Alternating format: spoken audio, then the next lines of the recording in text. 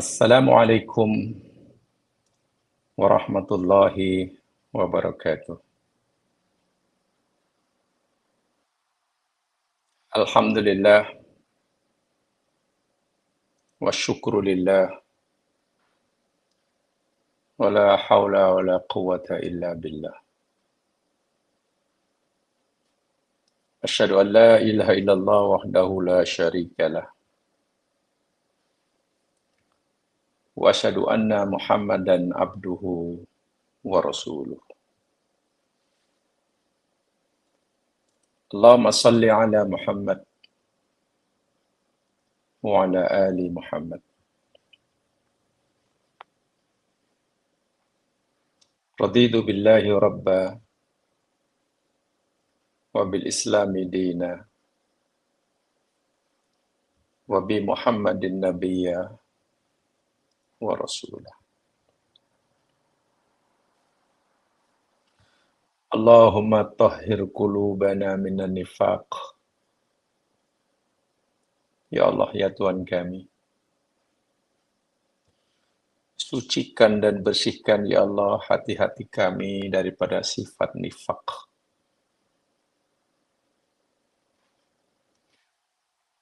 Wa alsinatana minal kadib. Jaga dan pelihara lidah-lidah kami ya Allah daripada bertutur kata, bercakap bohong dan dusta. Wa a'malina minar riya. Ya Allah, peliharalah, lindungilah amal-amal ibadah kami. Bebaskan amal kami daripada sifat riya. Wa yunana minal khiyanah. Jaga dan pelihara mata pandangan kami, ya Allah, daripada pandangan khianat. Innaka ta'lamu kha'inatal a'yun wa ma tukhfis sudur. Karena sesungguhnya Engkau, ya Allah, Maha mengetahui akan pengkhianatan pandangan mata dan mengetahui segala apa yang terlintas di dalam hati-hati hamba-hamba makhluk ciptaan-Mu. Ya Allah, bukakanlah hati kami, bersihkanlah hati kami daripada kotoran-kotoran yang dapat menghalangi daripada pancaran cahaya-Mu. Kotoran-kotoran yang menyebabkan kami susah untuk memahami dan seterusnya meyakini dan seterusnya mengamalkan ajaran yang terkandung dalam firman-firman suci-Mu. Ya Allah, kabulkanlah permohonan hamba-Mu ini. Amin ya rabbal alamin. Para pendengar, muslimin, muslimat, saudara-saudaraku seiman dan seagama, dimanapun Anda sedang berada sekarang, dalam keadaan apapun juga, bersyukurlah kita, karena kita diberikan pertolongan oleh Allah, sehingga kita mampu memperuntukkan sedikit masa dari sekian banyak masa yang Allah anugerahkan kepada kita untuk mengkaji firman-firman-Nya,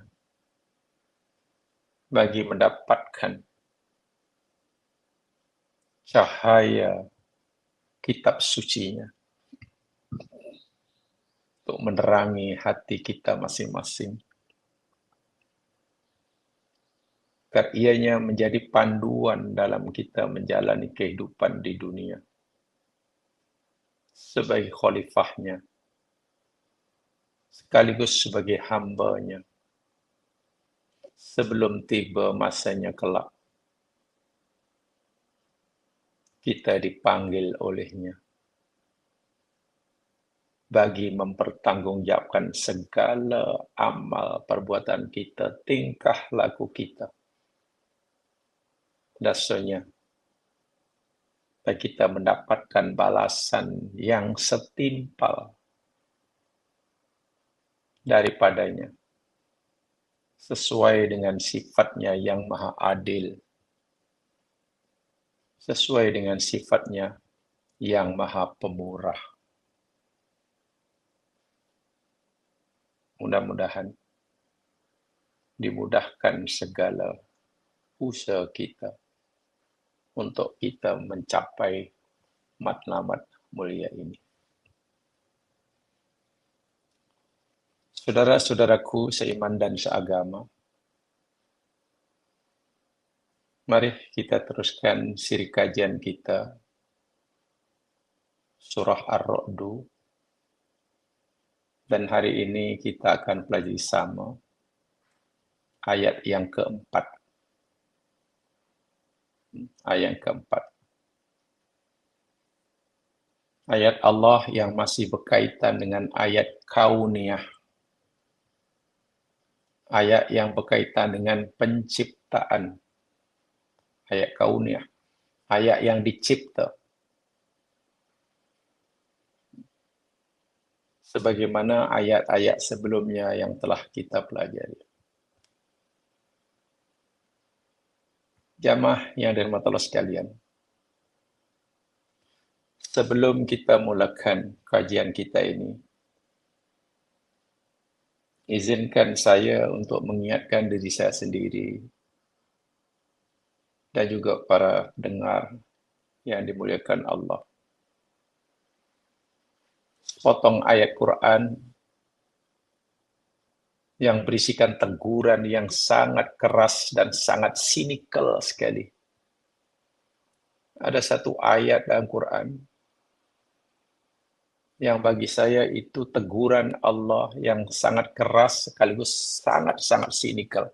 Sinis sungguh. Yakni dalam surah Yusuf yang telah kita pelajari sudah surahnya. Ayat yang ke-105. Di dalam surah Yusuf ayat 105 Allah berfirman, wa ka'ayyin min ayatin fis samawati wal ard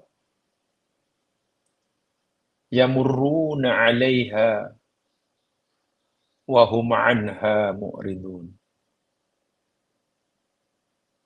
Tolong mari kita camkan sungguh-sungguh ayat-ayat seperti ini.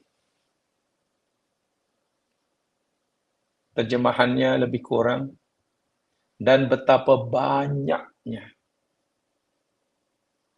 ayat-ayat, tanda-tanda kebesaran, tanda-tanda kemuliaan, tanda-tanda kemurahan Allah Subhanahu wa taala yang Allah bentangkan di beberapa langit dan bumi. Bahkan terciptanya langit dan bumi dengan segala isinya, dengan segala makhluk yang ia cipta pada keduanya, itu semuanya ayat Allah.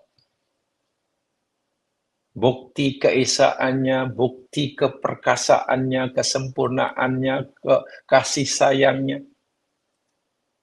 Bukti kesempurnaan nikmatnya kepada kita hambanya.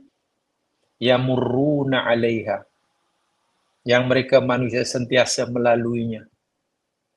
Tiap hari matanya memandangnya. Telinganya mendengarnya. Lidah merasakan nikmat makanan yang ia berikan. Kesehatan tubuh badannya. Bekerjanya semua organ tubuh tanpa arahan kita, tanpa melibatkan kemauan kita. Siang jadi malam, malam jadi siang. Dengan tak terkira nikmat yang Allah berikan, tanda-tanda kesempurnaannya dan tanda kesempurnaan nikmatnya. Yamuruna 'alaiha ni. Walaupun terjemahan ni mereka melalui atasnya, maknanya mata kita selalu melihat. Buka aja mata, nampak di situ. Depan kita, nampak ayat Allah. Kita ambil makanan, kita rasa ada ayat Allah. Meneguk setelah air, ayat Allah. Kita menggerakkan tangan, ayat Allah. Maknanya benar-benar dibentang depan kita. Depan, belakang, kanan, kiri, atas, bawah. Sehingga tidak ada seinci pun ruang di alam semesta ini. Melainkan di situ Allah tunjukkan ayat-ayatnya. Tapi malang kata Allah. Allah menyindir dengan sangat keras. Wahum anha mu'ridun. Sedangkan mereka, orang-orang yang suka memalingkan diri daripada ayat. Seakan-akan benda itu biasa. Kenapa hingga hari ini hati kita tidak terasa tergetar setiap kali mata kita melihat tumbuh-tumbuhan yang ada depan mata kita? Kenapa hati tidak terasa tergetar setiap kali kita mengunyah makanan dengan kepelbagaian rasanya, dengan kepelbagaian zat yang ada di kandungnya, yang amat diperlukan oleh tubuh kita? Kenapa kita menganggap itu semua benda biasa? Adakah karena setiap saat kita merasakannya, melihatnya, sehingga benda ini biasa? Disinilah, ini yang Allah kata, ya buruk. Mu'ridun. Tidak cukupkah semua itu membuat kita semakin tunduk, semakin patuh, semakin tambah syukurnya? Dan minta maaf. Kenapa masih ramai daripada kita baru melihat, baru yakin Allah itu Maha Kuasa bila melihat sesuatu yang berlaku di luar kebiasaan.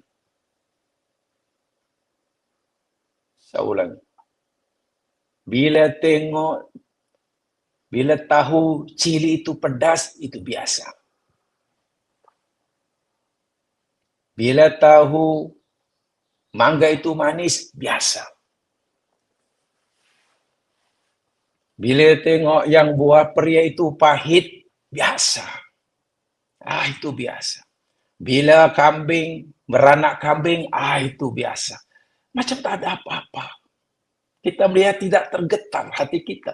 Atau mungkin karena sudah terlalu biasa. Baru kita nampak betapa besarnya kuasa Allah. Mungkin.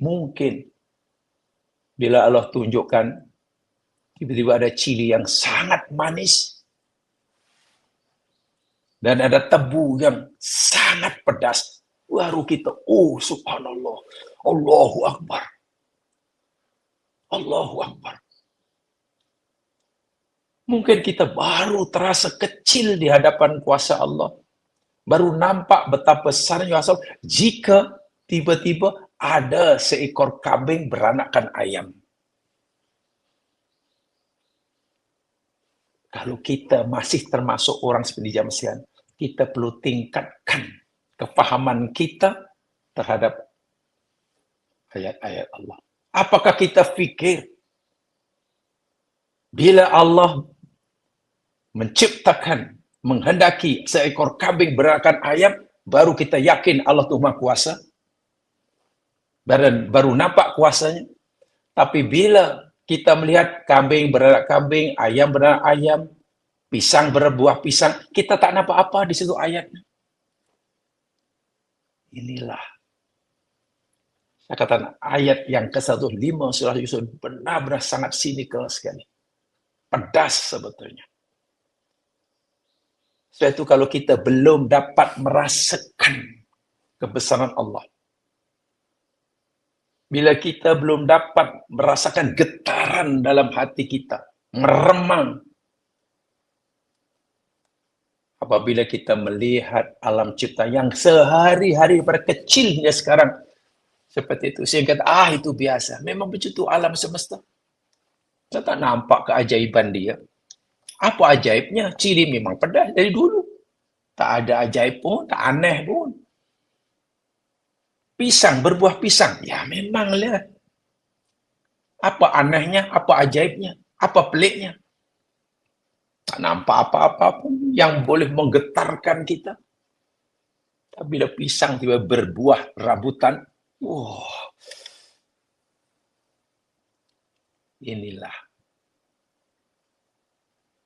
Allah kata, betapa banyak ayatku aku tunjukkan depan kamu. Bumi, langit, dan isinya ini ayat aku, kata Allah. Matamu sentiasa melihat, telingamu sentiasa mendengar, lidahmu dapat merasakan, tanganmu dapat... Tapi kenapa kamu langsung? Mu'ridun. Ayat itu langsung. Tidak membuat kamu makin kenal aku. Kamu anggap biasa. Dah, lalu aja lah. Macam tak ada apa-apa. Satu di antaranya, jamaah sekalian, mungkin. Saya ulangi sekali. Contohnya ayat keempat ini. Kita sering kali bila membaca ayat-ayat kauniyah, ayat penciptaan, kita biasanya mungkin sambil lalu. Kurang minat mendalami secara mendalam. Tapi bila kita membaca ayat yang kata hukum hakam, wah, mungkin kita ingin sangat mengetahui secara mendalam. Mungkin bersiri-siri. Tidak salah. Ayat tentang aqimus salah katalah. Atuz zakah. Wa atimul hajja wal umrata lillah. Tentang haji. Lalu kita kaji daripada yang kecil dan bab. Memang kita disuruh. Tapi kenapa bila ayat-ayat kauniyah kita sambil lalu? Ya baca, kena terjemahnya. Dah. Ini perlu diubah cara kita melihat ayat-ayat kauniyah. Apatah lagi dalam Al-Quran, ayat-ayat kauniyah, ayat yang berkaitan penciptaan bumi, langit dan isinya. Ini jumlahnya jauh lebih besar, lebih banyak daripada ayat-ayat yang kaitan dengan ayat syar'iyah, ayat hukum hakam. Sebab itu, jamaah sekalian, saya ulangnya sih, ada dua paling tidak yang kita ingin pelajari setiap kali kita membaca ayat kauniyah. Yang pertama, dalam ayat kauniyah, Allah nak menunjukkan kuasanya. Satu. Nak menunjukkan kuasanya. Sehingga kita kaji ayat itu, sehingga kita dapat melihat, merasakan kuasa Allah dalam diri kita. Yang keduanya, Allah hendak menunjukkan kesempurnaan nikmatnya kepada kita. Dan itu hendaklah dikaji. Sehingga kita betul-betul merasakan, ya agung sungguh, banyak sungguh nikmat Allah.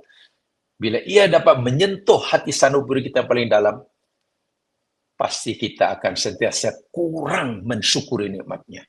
Tidak pernah merasa cukup. Tidak pernah merasa sudah mampu mensyukuri. Tapi sentiasa belum mampu mensyukuri. Karena kita melihat nikmat rupanya sangat banyak. Dari segi kuantitinya sangat banyak sehingga tak terkira. Dari segi kualitinya, semuanya sempurna belaka. Tuh. Dan yang kedua, ini bagian dua. Ada dua juga tadi bagian A. Sekarang yang B. Bila Allah cerita tentang ayat kauniyah, termasuk ayat keempat yang kita nak pelajari ini.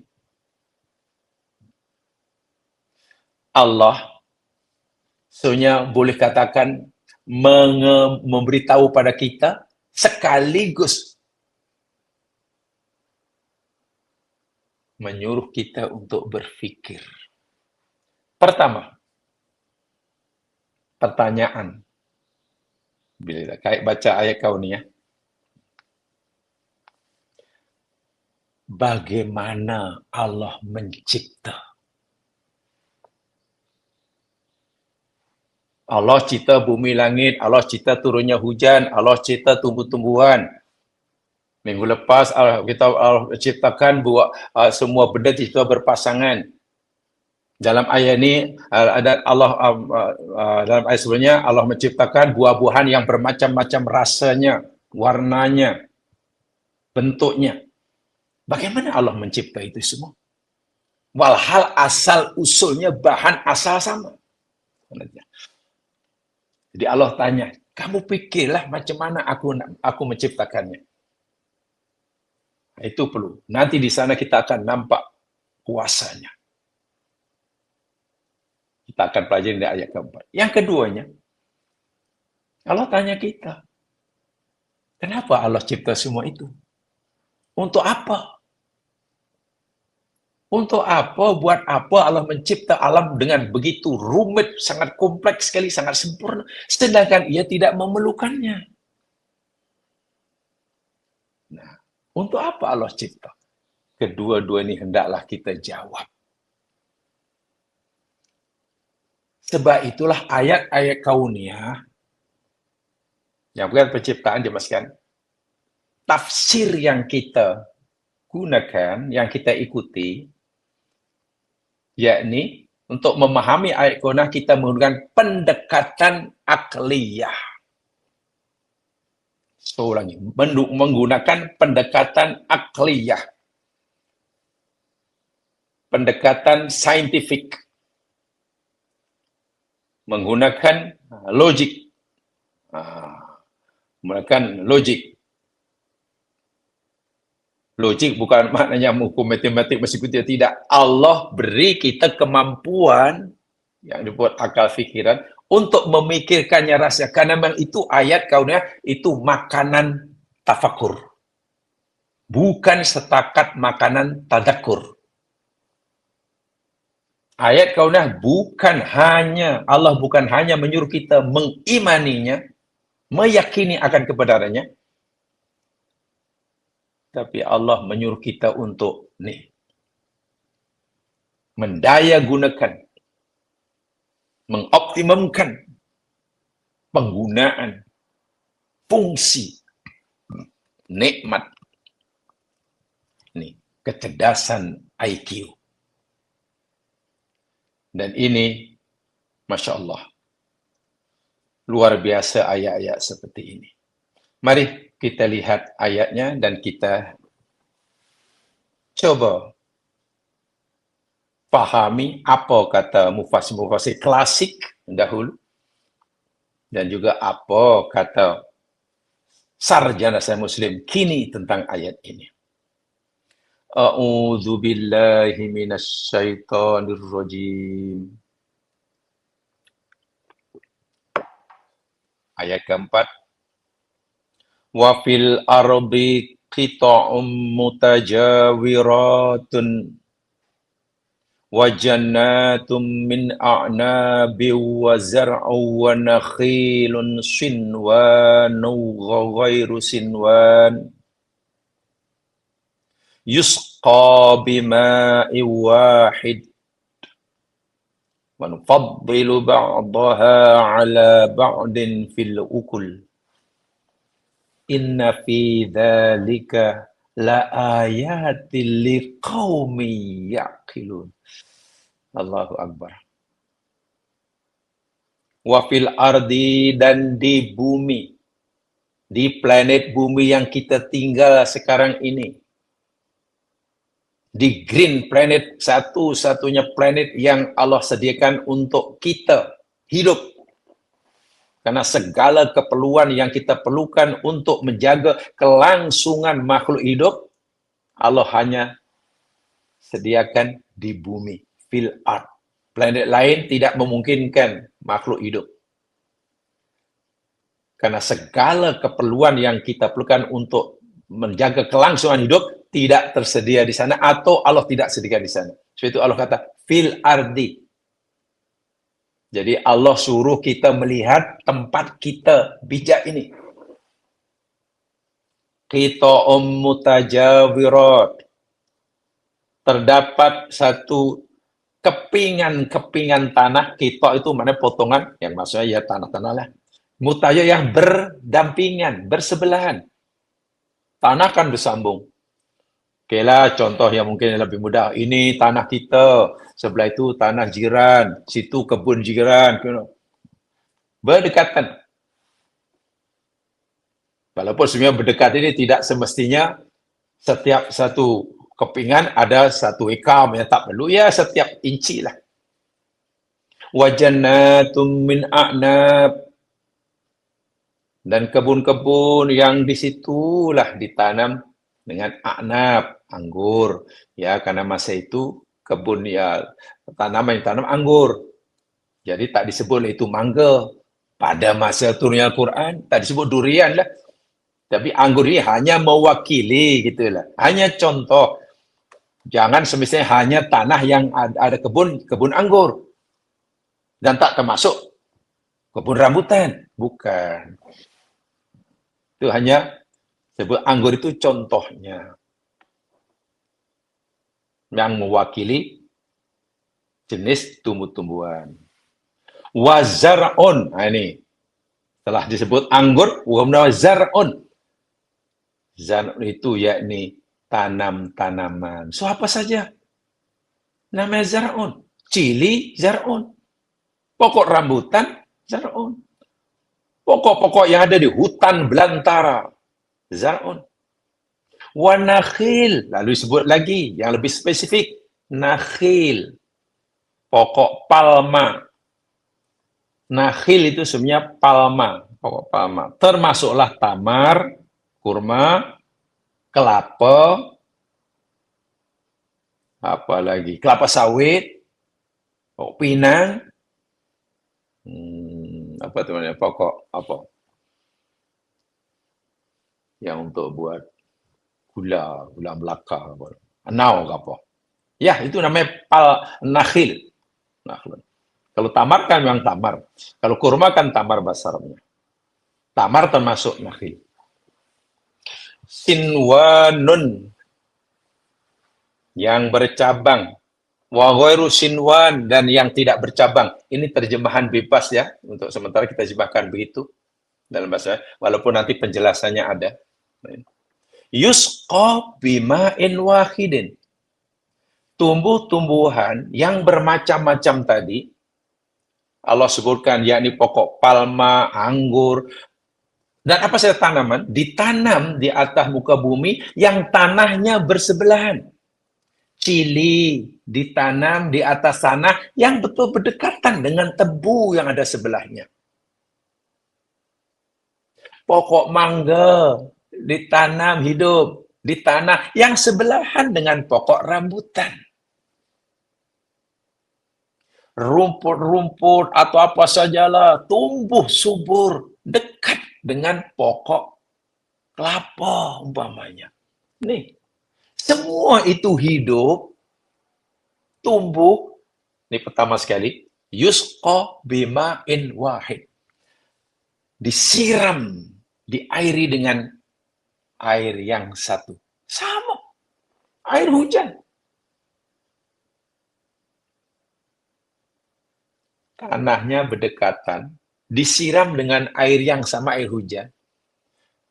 Dibantu dengan pancaran matahari, foton daripada matahari, untuk tumbuh-tumbuhan melakukan proses fotosintetik, sama mataharinya. Sama. Mataharinya sama. Mereka semua dapat foton daripada matahari, sama. Dapat air hujan, sama. Ditanam oleh petani yang sama. Tanahnya berdekatan, Allah. Mungkin dibaja dengan baja yang sama. Ya, mungkin daripada kilang petrokimia, sama. Tapi, apa yang berlaku hasilnya? Wa nufaddilu ba'daha ala ba'din fil ukul. Allah Akbar. Dan kami, kata Allah, lebihkan sebagian buah ini ala ba'din, atas bagian yang lain, fil ukuli, dari segi rasa. Manisnya tebu tak sama dengan manisnya rambutan di sebelahnya. Manisnya rambutan tak sama dengan manisnya mangga. Bahkan mangga yang berbagai macam jenis, warna tak sama, size tak sama, bentuk tak sama, rasa tak sama. Berbeza. Ini manisnya lain lah, ini lebih manis lah, ini kurang manis lah. Bukan sekadar berbeza-beza rasanya. Ada yang pahit, ada yang manis, ada yang pedas. Pedasnya pun tak sama pedas, pahitnya tak sama pahit. Walhal ditanam di tanah yang dekatan, dapat nutrisi yang sama daripada perut bumi, melalui air yang sama, foton dari matahari yang sama, melakukan proses fotosintetik yang sama. Tapi kenapa hasilnya berbeza? Ini yang Allah suruh gunakan ini. Ayat ini memaksa kita, menyuruh kita untuk menggunakan pada kadar yang paling optimal. Nih. Setelah itu Allah tutup ayat ini dengan inna fi dzalika la ayatin liqaumi yaqilun. Semua ini adalah tanda kebesaran aku. Semua ini adalah tanda kesempurnaan nikmatku. Dan yang boleh memahami bahwa itu tanda kekuasaanku dan tanda bukti kesempurnaan nikmatku hanya mereka yang inilah, yaqilun. Allah tak kata liqaumi yu'minun. Tak. Sebab itu ayat ini bukan hanya perlu diyakini, diimani. Karena memang kita dah iman dah, Allah pasti betul. Apa yang Allah firmankan pasti betul, kita wajib iman. Semua yang Quran cerita betul. Tapi Allah tidak hanya menyuruh kita untuk iman bahwa itu benar. Allah suruh gini. Ini makanan akal, tafakkur. Subhanallah. Jamaah sekalian, ya, untuk merasakan, untuk menzahirkan rasa bertuah kita, beruntung kita dengan warisan-warisan ilmu yang diberikan oleh para ulama sebelum kita. Kita coba intifak, mengambil manfaat daripada ilmu yang beliau wariskan. Elok rasanya saya bacakan walaupun hanya sepintas lalu. Apa kata mufasir, walaupun tidak semuanya, saya pilih saja tentang ayat ini. Walaupun mereka mempunyai penafsiran yang lebih kurang sama. Ya. Contohnya dalam tafsir Ibnu Katsir, beliau kata apa? Kada yakulu fi hadil ayat ikhtilafu alwani biqayat. Nih, ayat ini cerita tentang kepelbagian warna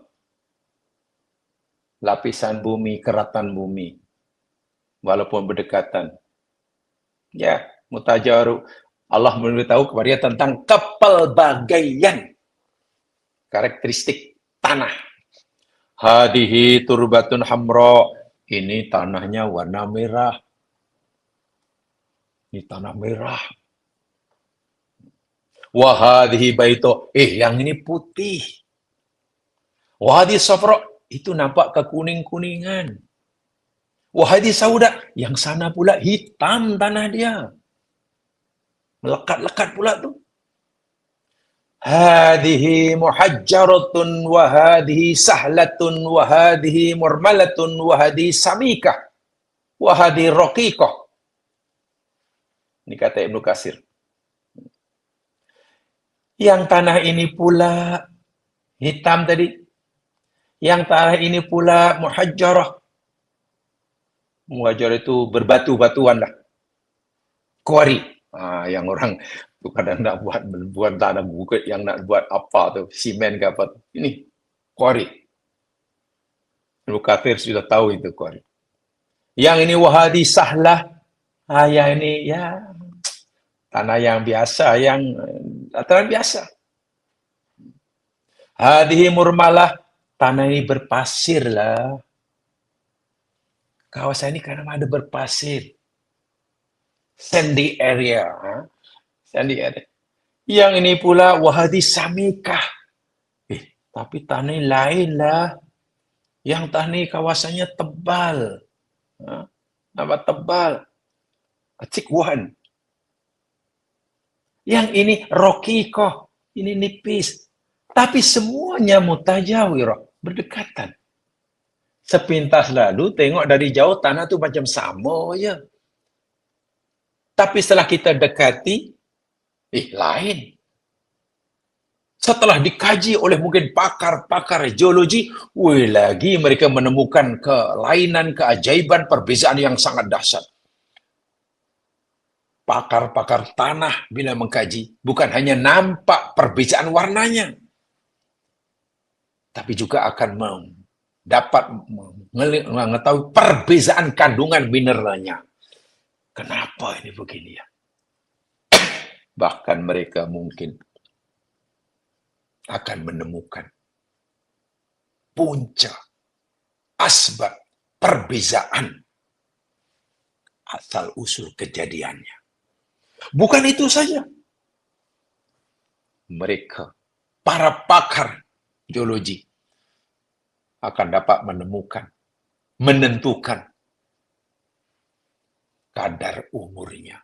Oh, tanah ini umurnya dah sekian ribu tahun. Oh, yang ini sekian puluh ribu tahun. Oh, ini sudah 100.000 tahun. Apalagi kalau tanah itu digali ke bawah. Lapisan tanah itu menunjukkan bahasa mudah, inilah bahasa kita yang mudah yang mungkin yang kita tidak mendalami hal itu. Katalah seorang pakar geologi gali tanah ke dalam, tanah. 1 meter, 2 meter, 10 meter, 60 meter, 100 meter, makin dalam. Kemudian ketika dia menggali dengan kedalaman 50 meter, jumpa garpu umpamanya. Jumpa garpu. Gali lagi, gali sedalam 200 meter, jumpa garpu lagi.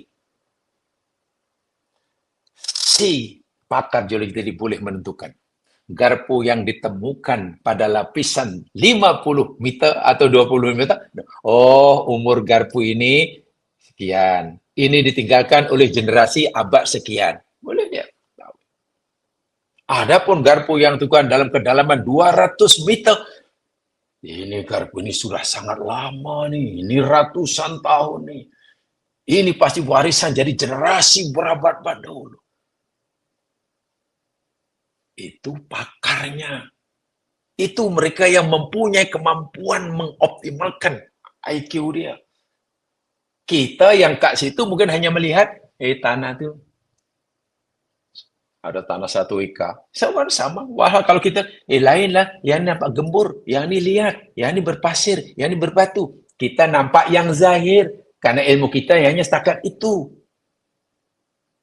Tapi Allah sebenarnya menyuruh dan menggalakkan kita, jangan kamu hanya nampak yang zahir, coba kamu kaji. Subhanallah.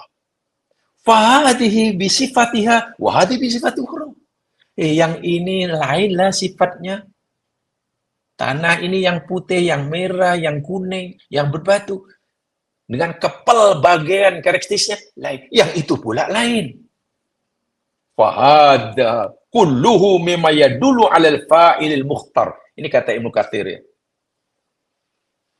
Semua ini menunjukkan bahwa pelaku, penciptanya, kuasa yang ada di sebaliknya ini bukan sekadar punya kekuasaan yang mutlak, tapi juga punya kebebasan kehendak yang mutlak. Itu kata Ibnu Katsir.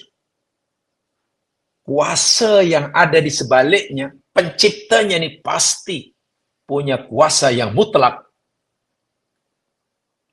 Dan juga punya kebebasan berkehendak yang mutlak. Apa yang dia kehendaki, dia kuasa mewujudkannya. dan tak ada siapa yang boleh menghalangi, menggagalkannya. Dia nak cipta ini berbatu, ya dia kuasa. Dia apa? La ilaha illahu, la rabban siwahu. Tiada Tuhan yang berhak disembah kalau begitu. Karena dia punya sifat rububiyah yang sedasar itu, maka tentu dia sahaja yang punya hak uluhiyah. Tiada yang lainnya. La rabban siwa. Tak ada selain dia yang punya sifat rububiyah macam dia. Karena tak ada selain dia yang punya sifat rububiyah, maka tak ada selain dia yang punya hak uluhiyah, hak untuk sembah. Kesimpulan bijak dari Ibnu Katsir. Nah, itu kata Ibnu Katsir. Saya sebutkan sedikit saja. Imam As-Sa'di memberi komen saya sedikit, sebab yang selebihnya lebih kurang sama, jadi yang sama saya tidak sampaikan. Imam As-Sa'di dalam tafsirnya kata, hadil ayat tadulu ala kamali kudratihi wa badi'i sun'atihi. Kepelbagaian ciptaan, warna, tumbuh-tumbuhan, rasa dan sebagainya. Mangga masa muda warnanya macam ini, rasanya macam ini. Tua sikit warna macam ini, rasa macam ini. Bila dah masak macam Allahu Akbar. Tamar demikian juga. Menunjukkan ala kamali kudratihi. Menunjukkan betapa sempurnanya kudrat yang dimiliki oleh penciptanya. Wa badi'i sun'atihi. Dan menunjukkan keindahan, kesempurnaan dan keindahan ciptaannya. Bukan hanya sempurna, indah. Jadi bukan hanya sempurna, tapi indah, cantik. Imam As-Sa'di sebenarnya amat menggalakkan umat Islam. Ketika melihat alam semesta seperti ayat ini, jangan hanya melihat sepintas lalu. Oh, hanya kena itu pokok pisang, itu binatang, itu. Tak. Imam As-Sa'di menggalakkan, pastikan renungan kamu. Kamu melihat, hingga kamu dapat merasakan kesempurnaan dia yang mencipta. Dan keindahan, kesempurnaan dan keindahan. Oh, indah, cantik. Sehingga tidak ada keindahan yang sebenarnya alam semesta, kecuali ada pada alam ciptaannya. Cili dibuat seperti itu, dengan rasa seperti itu, warna itu sangat indah. Dan itulah keindahan yang sempurna. Tapi kita kan kadang tidak nampak keindahan itu, tak nampak dalam pokok cili.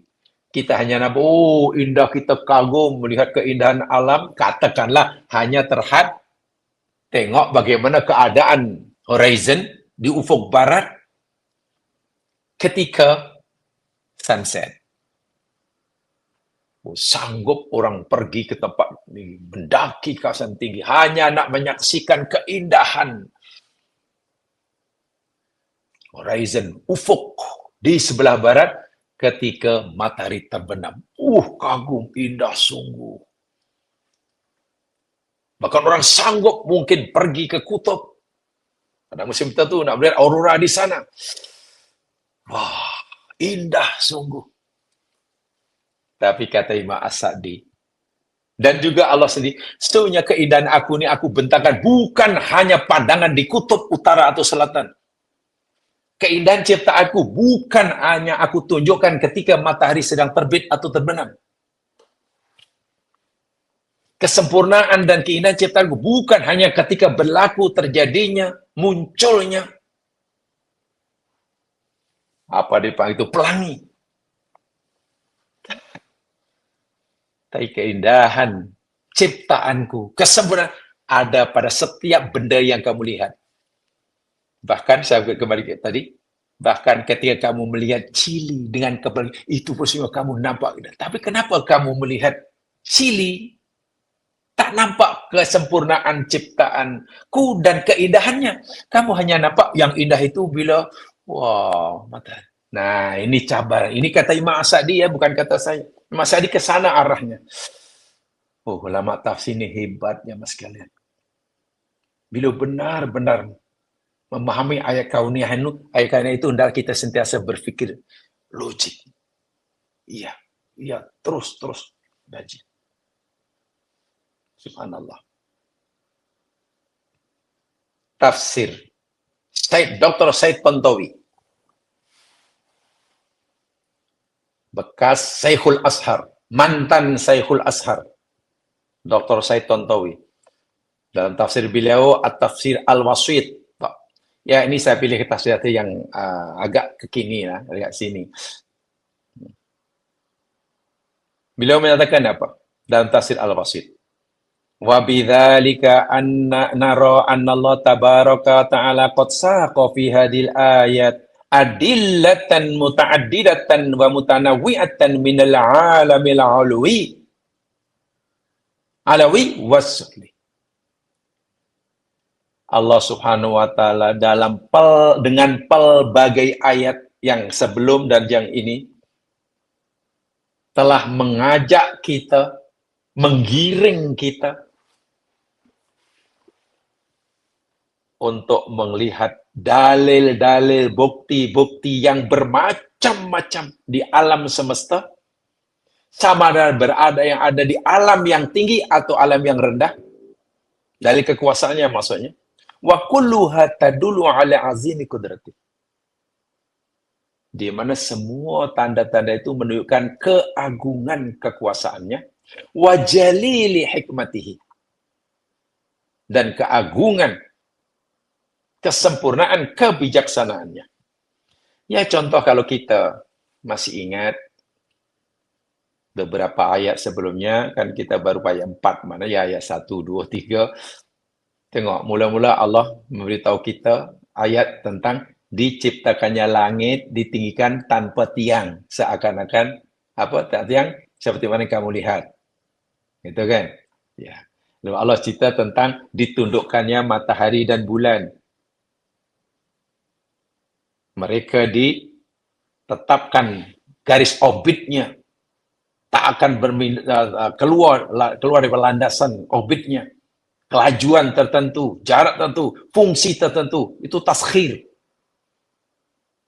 Dan Allah dalam ayat sebelumnya juga Allah cerita bumi sebagai tempat menetap yang sangat satu-satunya planet di alam semesta yang layak dan boleh didiami oleh makhluk hidup dan boleh menjaga langsung hidup hanya bumi. Lalu Allah ciptakan apa? Gunung ganang. Yang Allah ciptakan tujuan untuk taskin, sebagai stabilizer, pasak. Allah ciptakan sungai-sungai, anak sungai ataupun jalan-jalan laluan air di muka bumi. Allahu Akbar. Sehingga air tidak hanya menetap di satu tempat, tapi air sentiasa cari jalan untuk mengalir. Ya, bahasa kita, sifat air yang Allah ciptakan sentiasa bergerak dari tempat tinggi ke rendah. Itu dah memang sifat air yang Allah tetapkan. Kunnatullah.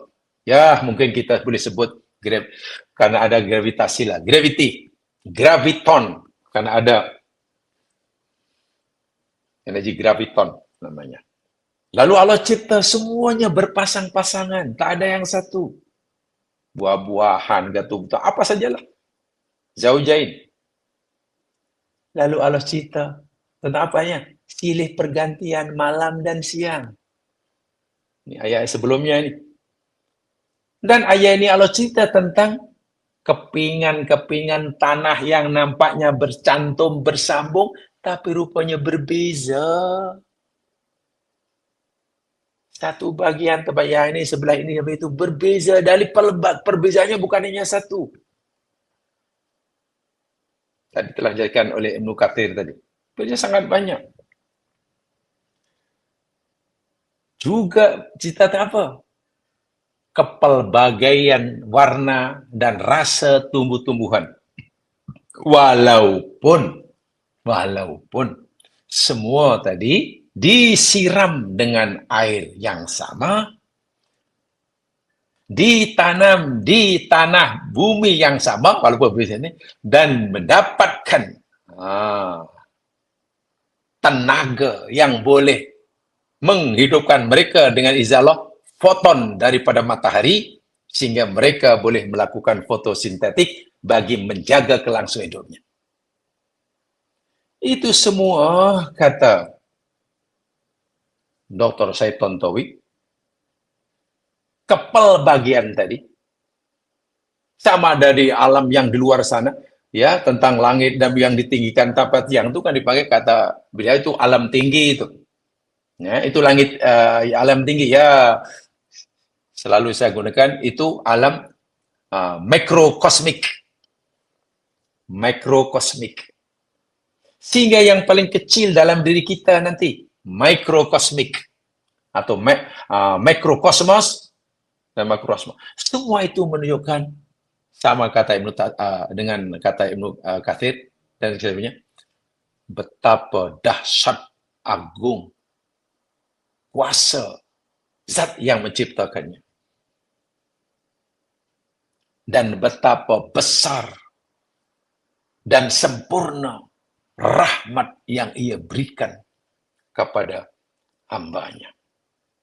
Itu kata Said Tontowi dalam tafsirnya Al-Wasit.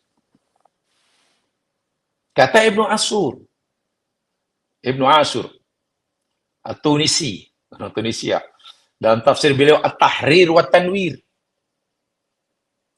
Apa kata beliau? Surah Ar-Ra'd ini, sebagian surah Ar-Ra'd ini, dalilu qudrati sama tadi. Bukti kekuasaan Allah dan hikmah kebijasaannya. Haitu yabru tanawwu'ul ardi wan nabat. Dan itu nampak jelas. Boleh dilihat. Walaupun hanya dengan mata kasar tanpa menggunakan peralatan canggih sekalipun. Kepelbagaian bentuk, sifat bumi atau tanah, kepelbagaian tumbuh-tumbuhan, warna, rasa, dan sebagainya. Sungguh pun mereka itu disiram dengan air yang sama. Dan mereka hidup berdekatan. Menakjubkan sungguh. Saya ulangi contoh yang paling mudah lah. Ya. Selalu saya gunakan contoh yang paling mudah. Cili ditanam dekatlah dengan tebu. Tanahnya itu boleh katakan jaraknya hanya berapa inci lah. Kita siram dengan air yang sama. Kita baja dengan baja yang sama. Kita jagalah dengan tangan kita tangan yang sama. Bahkan mungkin kalau kita korek dalam tanah, akar pokok cili mungkin berseberangan dengan akar tebu. Dapat sinar matahari, foton yang sama. Macam mana boleh yang pedas masuk ke cili? Yang manis masuk ke tebu. Nah, itu maksudnya ini. Ini dalam skala yang paling kecil ya, yang mudah depan mata kita. Yang boleh lihat ke hutan belantara di Amazon. Itu boleh lihat lebih jauh kalau mampu. Lihatlah pada pokok-pokok yang ada di hutan belantara Amazon. Sila. Atau mungkin tanah yang berpasir di gurun padang Sahara. Silakan. Itu adalah dilalah ala iradatillah. Ini kata Ibnu Ashur. Itu menjadi bukti bahwa Allah yang mencipta ini bukan sekadar punya kuasa yang mutlak, tapi juga punya kehendak yang mutlak. Sama seperti yang disebut di atas tadi. Sama. Wa yu'addu tafawut fi tu'umiha wa tamri ayatul qaum. Dan kepelbagian warna dan rasa itu tanda yang nyata, tapi tanda itu hanya boleh difahami oleh mereka yang berakal. Nah, inilah saya katakan sindiran yang keras nih. Maknanya kalau kita tak dapat menangkap ayat-ayat itu sehingga menggetarkan jiwa kita, membuat kita makin kecil di hadapannya. Minta maaf, sekali minta maaf. Nampaknya kita belum layak dikategorikan, dimasukkan dalam golongan kaum yakilun. Tak tahulah kaum apa namanya. Bukan itu cabaran, sekaligus sindiran. Dalam ayat surah, liqaumi yatafakkarun, ayat sebelumnya. Kaum yang berfikir. Mu'aidan, zikrul adi wa jamal, ya, sama. Masya Allah. Sebab itu saya selalu menyatakan, ayat-ayat seperti ini, penafsirannya, dan kita menggunakan pendekatan ilmiah, pendekatan rasional, pendekatan logik, pendekatan saintifik kalau mungkin istilah jamaah. Dan memang Allah telah ajar pada umat sekarang beberapa ilmu yang berkaitan dengan rahsia ciptaannya. Sehingga sains, anugerah Allah, mampu sedikit banyak menjelaskan bagaimana Allah menciptanya. Bagaimana pokok-pokok itu boleh berbeza rasanya. Walha tadi, di sini itu sains mampu. Boleh membantu kita, mampu menjelaskannya. Mampu menjelaskannya. Karena Allah kata, Allah beritahu kita bagaimana ia mencipta. Kalau kita nak tahu bagaimana Allah mencipta, tanyalah ilmu yang Allah berikan kepada kita. Yang kita pakai ilmu sains lah. Tentu para pakar yang memahaminya. Yang memahaminya. Ini yang mas sekalian. Baik. Kemudian, ada beberapa yang disebut secara spesifik dalam ayat tadi yang perlu kita beri perhatian lebih. Yakni kalimah sinwanun wa ghairu sinwanin. Okey. Sinwanun wa ghairu sinwanin. Terjemahan bebas dalam bahasa Melayu, pokok yang bercabang dan tidak bercabang. Apakah salah terjemahan itu? Tidak salah. Hanya menurut apa yang kami diajar, yang saya diajar, yang saya pelajari, terjemahan itu tidak salah, hanya mungkin kurang tepat.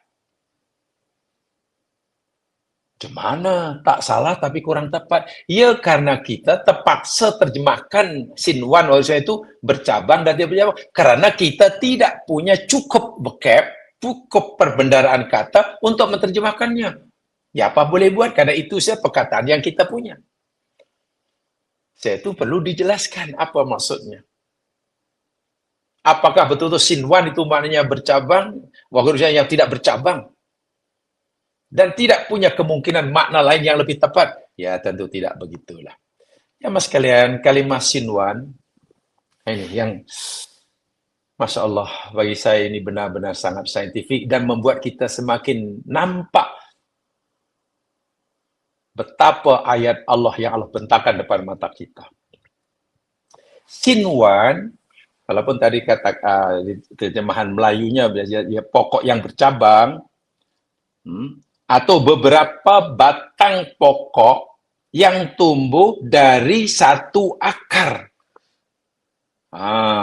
Ada yang lebih tepat terjemahannya, sinwan itu merujuk pokok, pokok yang beberapa pokok yang tumbuh dari akar yang sama, pangkalnya sama, tapi setelah keluar jadi pokok, bukan satu lah, ada dua lah, ada dua banyak.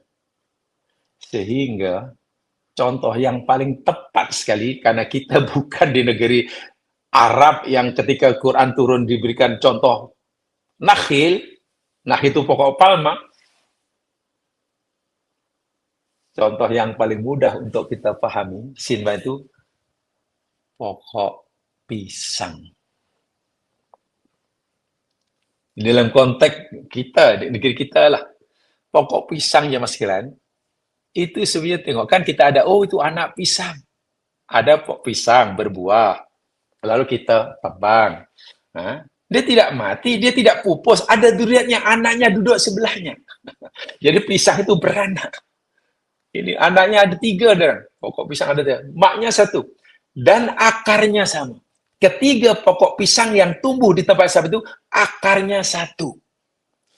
Benar-benar depan mata. Depan mata kita. Itu namanya sinwan. Ya Allah, akar sama. Bila akarnya sama, mana menyedut bahan makanan dari perut bumi sama. Tapi jadi pokok 3 batang pokok pisang.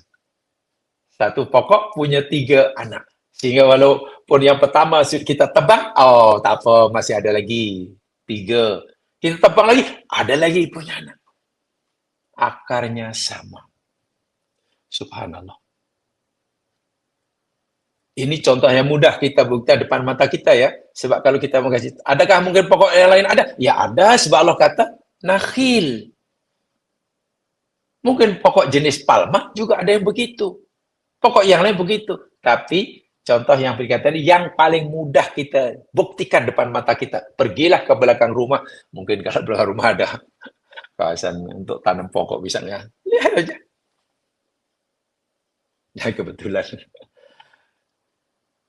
Belakang dapur saya ini ada tanah untuk pokok. Dan betul. Tak habis-habis pisang.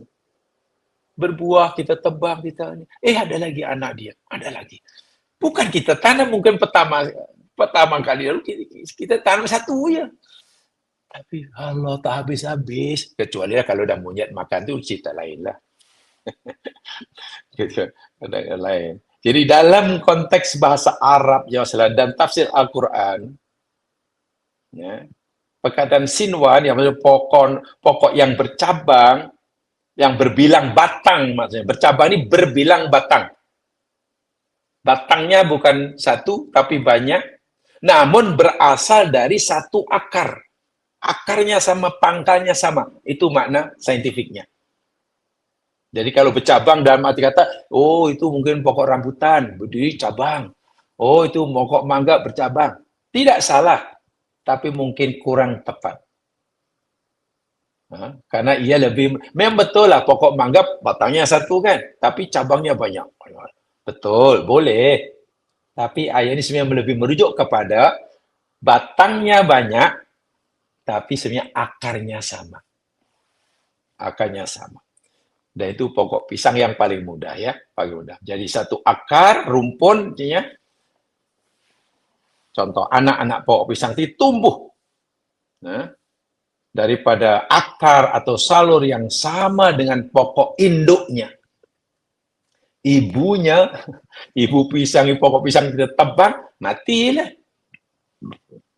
Tapi anaknya tumbuh daripada akar yang dahulu pernah menjadi akar induknya, ibunya.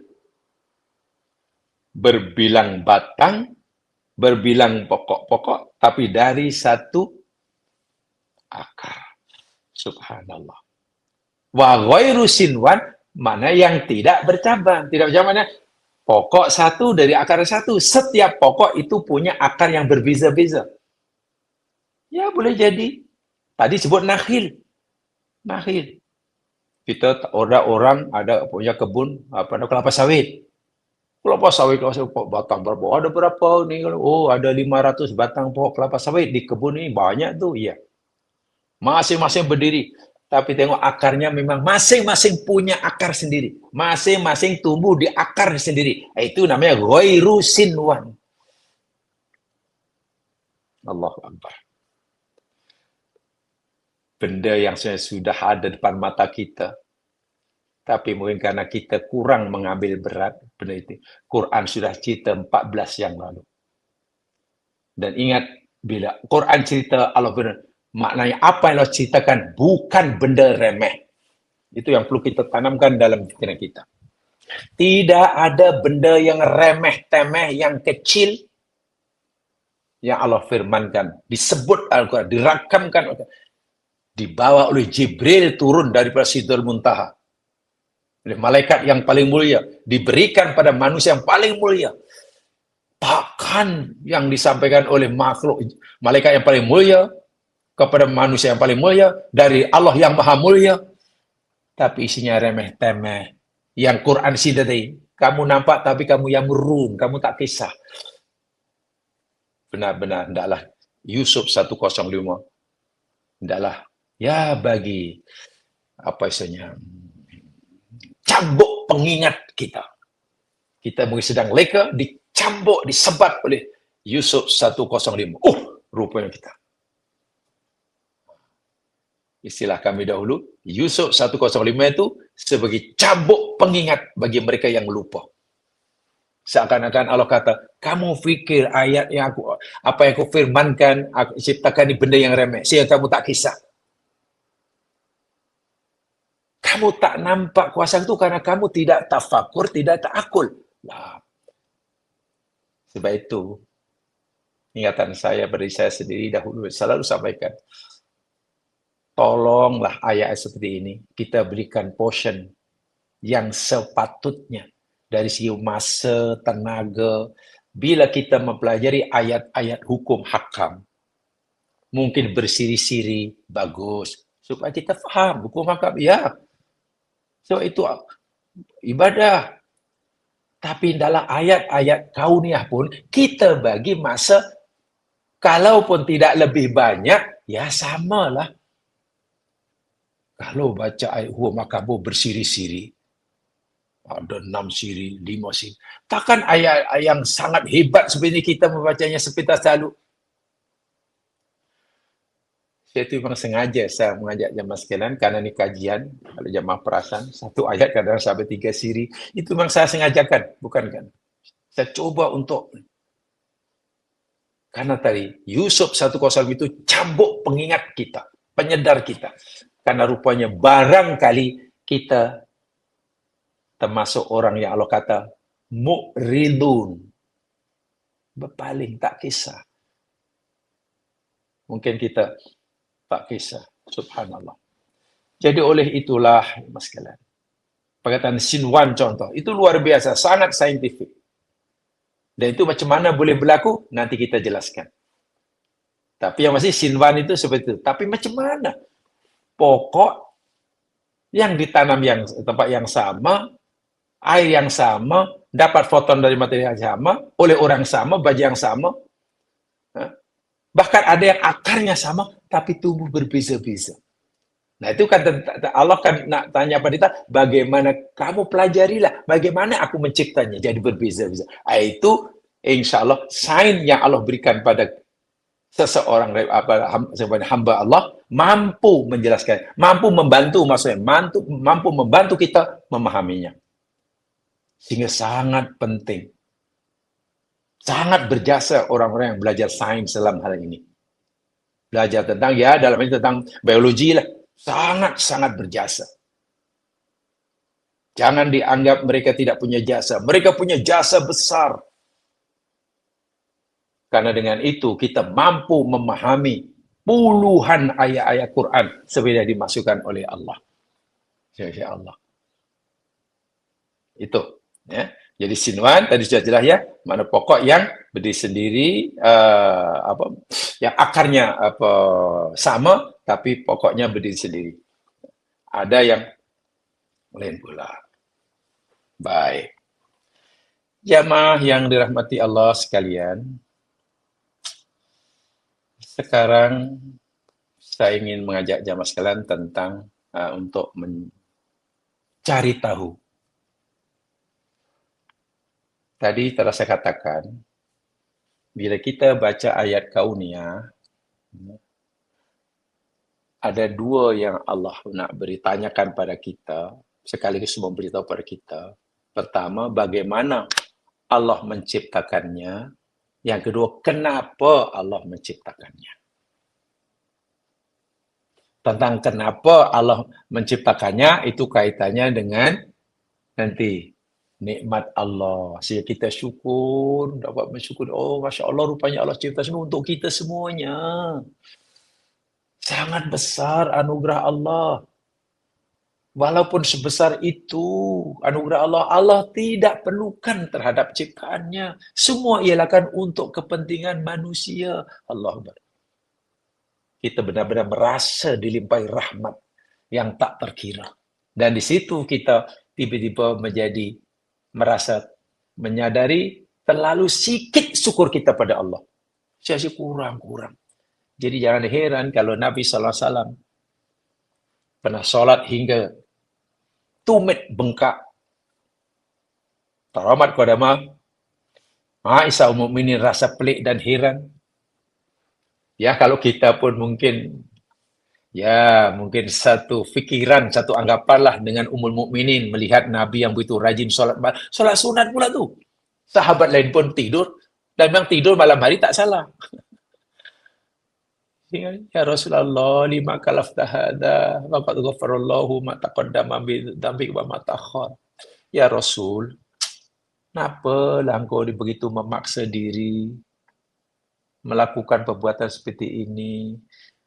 Solat malam, walaupun ia hanya sunat, sedangkan Allah dah ampunkan dosa kamu. Itu pun jika engkau ada dosa, sama dosa yang lalu atau karena mungkin apa yang diberikan oleh Ummul Mukminin macam yang kita fikirkan. Kita solatkan untuk mendapatkan agar dosa diampun.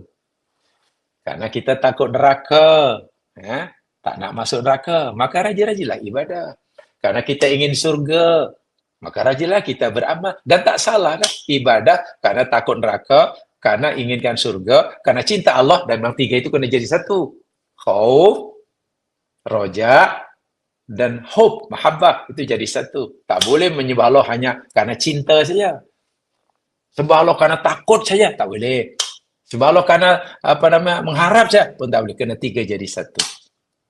Tapi Nabi, kenapa ya? Dari segi logiknya, kalau Nabi rajin ibadah karena takut neraka, nampaknya macam tak mungkin Nabi ini dah memang dijamin tak masuk neraka. Jika Nabi rajin ibadah karena ingin masuk surga, Nabi ini orang pertama masuk surga, bahkan diberi izin Allah untuk memberi syafaat kepada umatnya yang layak untuk masuk surga, bebas neraka. Lalu untuk apa ya? Nah, itu yang dipikir oleh Ummul Mukminin. Mungkin kita pun apa jawaban Nabi? Betul, sangat dalam jawaban Nabi. Wahai Aisyah, kalau kamu rasa pelik, aku solat malam hingga kaki tumit aku bengkak. Lalu kamu fikir untuk apa? Sedangkan Allah dah ampunkan dosaku itu pun jika ada. Afala akuna abdan syakura. Allahu Akbar. Afala akuna abdan syakura? Aisyah, tak bolehkah aku menjadi hamba Allah yang bersyukur? Nabi merasa belum mensyukuri nikmat Allah yang sebanyak itu. Sehingga Nabi ingin setiap meningkatkan syukurnya. Itu standar syukur Nabi. Bahasa mudah lah untuk kita memahami. Nabi melihat nikmat Allah yang Allah berikan pada Nabi sangat banyak. Sangat banyak. Katalah, bahasa mudah lah sebagai perubahannya. Katalah Nabi melihat nikmat Allah yang Allah berikan pada Nabi ini, kata sebesar pancaran Himalaya. Wosol. Nikmat kenabian, nikmat dulu, apa sajalah. Nikmat Isra Mi'raj, nikmat tak ada kira lah. Sebesar pancaran Himalaya. Nabi nampak itu. Sedangkan Nabi melihat syukur Nabi kepada Allah, terasa macam hanya timbunan pasir di tepi jalan. Lah, sikitnya syukur aku. Nikmat Allah begitu. Sedangkan nikmat Allah ini, konsekuensinya yakni kita syukur. Ada dapat nikmat, ada tambah syukur. Nabi sentiasa merasa syukurnya kurang. Walaupun Nabi termasuk orang yang telah diakui oleh syukurnya. Sebab itu Nabi tak henti-henti selagi ada peluang. Itu contoh Nabi telah merasakan nikmat Allah luar biasa. Kalau kita ingin dapat merasakan nikmat sangat banyak, hayati ayat-ayat kauniyah. Allah cipta semuanya dengan sangat rapi, teratur, indah, bukan untuk kita, tapi untuk kita. Sudahkah kita mensyukurinya? Sudah merasa cukupkah kita telah mensyukuri nikmat sebanyak itu hanya mengucapkan asyukrulillah, alhamdulillah? Jauh belum cukup. Sudah merasa cukupkah kita mensyukuri nikmat Allah yang sangat banyak sebanyak itu hanya karena kita telah sujud syukur? Ya tentu belum. Adakah tidak boleh kita ucapkan alhamdulillah? Siapa kata tak boleh? Disuruh. Tapi jangan merasa sudah cukup dengan itu. Sehingga bila diteruskan cara pikirnya, bila kita sentiasa merasa belum mampu mensyukuri nikmat Allah, di samping kita terus berusaha untuk meningkatkan kesyukuran kita, kita tak lupa minta ampun. Astagfirullah wa atubu ilaih, astagfirullah, ya Allah, ampunkan dosaku, ya Allah. Walaupun hamba-Mu telah berusaha bersungguh-sungguh untuk tapi nampaknya syukur hamba-Mu masih jauh dari sempurna. Ampunkan dosa hamba-Mu, ya Allah, jika belum sembuh. Setiap minta, bukan merasa sudah hebat. Orang yang istighfar itu merasa yang dia kan masih jauh dari sempurna. Apalagi syukur bukan ibadah yang mudah. Iya. Seorang nabi sekelas selevel Nabi Sulaiman pun mohon kepada Allah, Rabbi auzi'ni an askura ni'mataka allati Nabi Sulaiman itu rasul. Nabi Muhammad SAW, seorang hamba yang paling kenal Allah, memberikan nasihat yang sangat berharga pada Mu'az bin Jabal. Mu'az, aku ni sangat cinta kamu, Mu'az. Sayang sungguh. Aku sangat, sebagai tanda sayangku pada kamu, Mu'az, aku berpesan pada kamu, jangan sekali-kali kamu tinggalkan. Atau jangan sekali-kali kamu tak baca. Setiap kali habis solat. Duburakul solat itu maknanya selepas solat atau di hujung solat. Ulama berbeza pendapat, dan itu kita tak payah gaduh. Allahumma inni ala dzikrika wa syukrika wa husni ibadatik. Baca itu. Ya Allah, bantu hamba-Mu ini, ya Allah. Tolonglah kami, ya Allah. Kemampuan agar dapat mensyukuri. Ala dzikrika. Untuk sentiasa dapat mengingati Engkau. Wa syukrika, mensyukur. Tengok. Ini permainan syukur itu tidak mudah. Hatta Nabi pun ajar Mu'ad sentiasa mohon pada Allah. Mu'az jangan lupa ya. Dikuli dubri kursalah, dubri kursalah. Ada yang mau itu hari itu mana baca selepas solat, lepas salam. Ada yang itu. Ada yang ada dubri itu mana sebelum salam. Sudah pilih yang mana silakan. Nah, di sini tidak menjelaskan itu fahaman. Ada yang memahami selepas solat, sila. Ada yang memahami sebelum salam. Silakan. Di situ tak payah gaduh. Amalkan aja. Itu ada wus'ah. Ini kadang-kadang kita gaduh situ tapi tak buat. Lah. Inti perintah tadi akhirnya hilang. Bahwa syukur ibadah yang susah, yang kita tidak boleh merasa telah cukup syukur. Itu rasa kesal itu malah tidak ada. Yang ada karena itu. Yang betul yakni sebelum salam. Karena pasal ini yang betul. Dari mana tahu? Nabi tak beritahu. Nabi hanya beritahu dubri kalau salat. Lalu ulama coba memahaminya. Oh, dulu masalah itu mana lepas solat. Sila itu fahaman dia.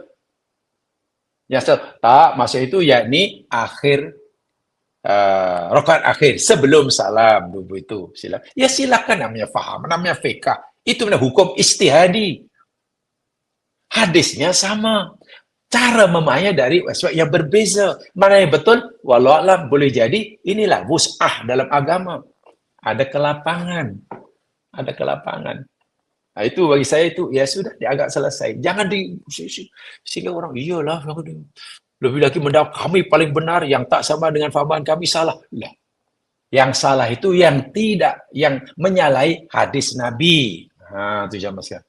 Yang pasti salah itu amalan kita, fahaman kita yang bercanggah dengan nas. Itu pasti salah.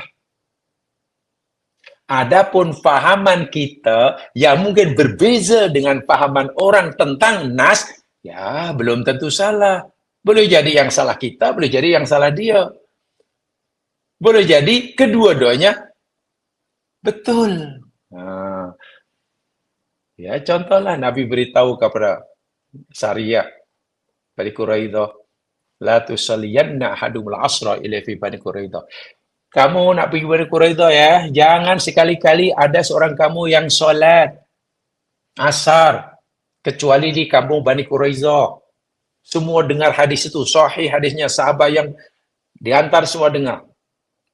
Tolaklah ke kampung Bani Quraidah. Belum sampai kampung Quraidah, waktu asar dah tiba. Sahabat pertama, waktu asar dah solat aja lah dalam perjalanan. Karena waktu asar dah tiba. Yang lain, tak boleh. Nabi kata, jangan solat asar kecuali kampung Quraidah. Ini belum kampung Quraidah, tak boleh asar. Sebagian solat asar tengah jalan, sebagian solat di kampung Quraidah. Masing-masing pemahamannya berbeza. Satu memahaminya apa yang tertulis. Mantuknya jangan solat. Ya, solat asar di kecuali kampung Quraidah. Maka asalnya di kampung Quraidah, tak di tengah jalan. Yang satu memahaminya tak. Nabi kata itu maknanya kita disuruh jalan laju-laju. Kalau kita tadi jalan laju-laju daripada Madinah ke Quraidah itu, danlah asarnya di sana.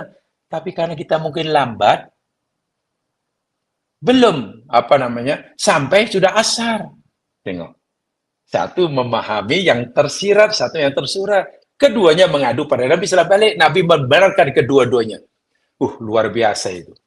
Itu asah berfikir yang luar biasa itu. Untuk kedua Nabi benarkan. Kamu yang salah tengah jalan, ya asal ya, oke, boleh. Yang salah tidak salah. Gimana pendapat yang berbeza memahami hadis yang sama, tapi kedua dibenarkan oleh Nabi. Itu pernah berlaku. Sebab itu, yang salah itu menyalahi maksud hadis yang sebenarnya. Tapi kalau berbeza pendapat, pemahaman tentang hadis yang sama, boleh jadi keduanya betul. Atau boleh jadi yang satu salah, yang satu betul. Bak kata Imam Syafi'i, pendapatku betul tapi mungkin salah. Pendapat orang lain yang tak sama dengan aku mungkin, menurut aku salah tapi mungkin betul. Disinilah bila situ kita dewasa, kita dapat cerahan yang sebenarnya, ya insya Allah tak jadi masalah di situ. Kenapa? Karena contoh ayat ini, akhirnya kita tangkap, akhirnya iya ya, bagaimana cara Allah menciptakan?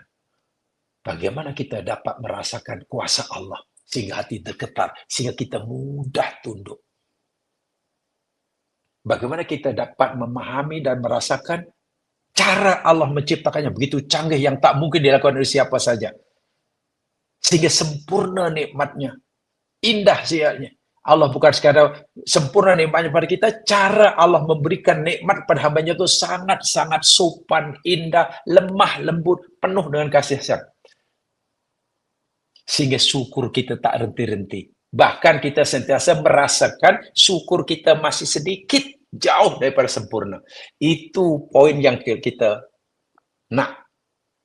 Dan untuk itu tidak mudah karena kita perlu masa lebih, pemahaman lebih, tenaga lebih. Itu maksud saya.